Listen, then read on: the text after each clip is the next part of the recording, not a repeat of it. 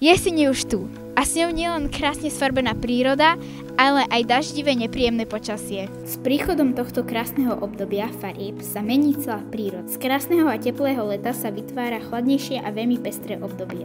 Čo je tiež pestré, je výskyt alergií a rôznych respiračných ochorení, ktoré sú v jeseni veľmi rozšírené. Boli sme sa deti opýtať, čo na jeseni majú radi a čo naopak vôbec nie. Najradšej mám, že ako je pestrofarebná, ale naopak listy neznášam. Ja nemám rád vôbec jeseň. No ja mám na jeseni najradšej gaštany, lebo si z nich vyrábam rôzne figurky. A tiež mám ešte rád aj skákanie do lístia, lebo je to veľká sranda.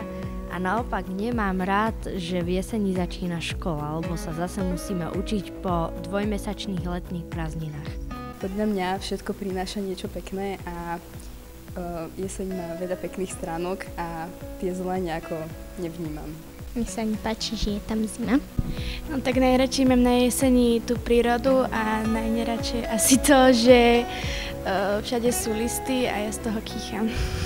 Aj pána školníka sme sa opýtali, aká práca sa mu pridáva počas jesene.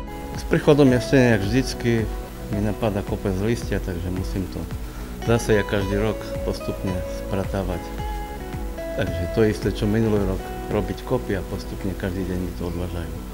Deťom sa páči čaro jesene a jej farebnosť, ale našli sa aj tí, ktorí toto ročné obdobie radi nemajú.